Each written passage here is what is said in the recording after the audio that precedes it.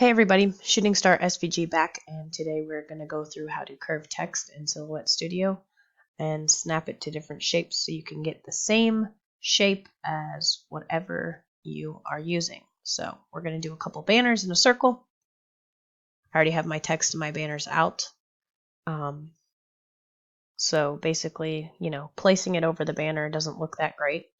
If you go ahead and double click on your text, you will get this little cursor.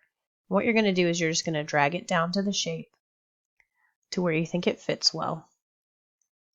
And then you're going to move that slider up to bring the text up. And you can see that it is contoured to the shape. You can go into the text thing and you can change the spacing of the text if you'd like. But for the purposes of this, I kind of like it how it is, so I'm just going to leave it. Although that CO shape is kind of bothering me, so I'm just going to make the text a little bit smaller so you can get the same concept because that spacing is really irritating. I'm just going to drag that up and boom, a pretty little banner on a little bit of a convoluted shape. You're just going to right click and click on convert to path and you're good to go.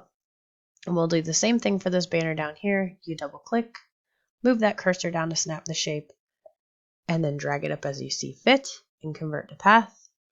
Now with the text, it's a little bit difficult. You'll do the same thing and double click and then drag it down to your shape. Wow, I actually got that pretty spot on. You can drag it out and in if you would like the circle to be smaller or larger. And then where you get it, where you like it, you'll notice if you drag it, that circle comes with it.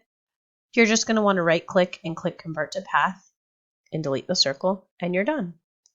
So that's just a couple examples of how you can go ahead and get your text to warp and contour around other shapes. So hopefully y'all learned something today with your Silhouette Studio. If you did, feel free to click like and subscribe below, and I will be making some more of these quick tutorials as we go through. I hope everybody has a great night.